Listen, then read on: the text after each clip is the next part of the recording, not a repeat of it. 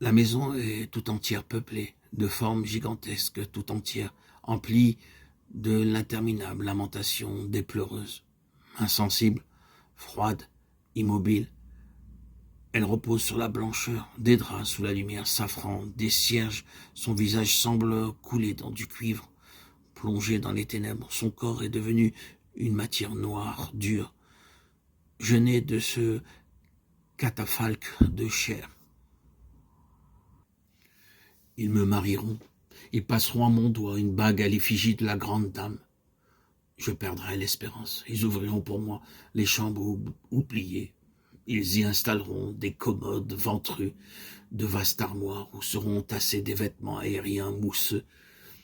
Ils disposeront sur les meubles des cadres d'argent, de velours pelucheux, où des parents couleur sépia souriront distraitement. Commencera une interminable vie. Le déroulement des jours amènera le flux des émotions, le désir irrésistible d'aimer simplement vivre, les terreurs inexplicables. Je caresserai des chats roulés en boule sur des coussins. Je lirai des livres de légendes. J'écouterai de la musique. Je broderai de fins mouchoirs pour les pleurs. Ils attendront que je mette au monde l'enfant qui témoignera pour des générations sans héros.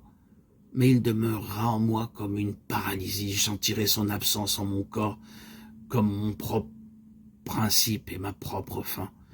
J'éprouverai un chagrin confus.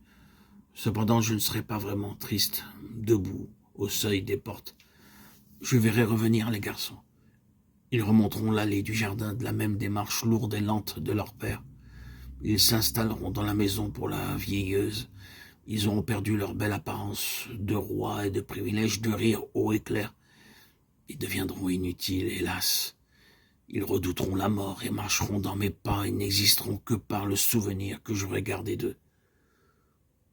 J'ai été l'ombre des garçons, tout leur était permis, tout m'était interdit. Ils étaient forts, orgueilleux, résolus. Ils me regardaient avec pitié et indulgence. Je n'étais là que pour qu'ils se voient en moi.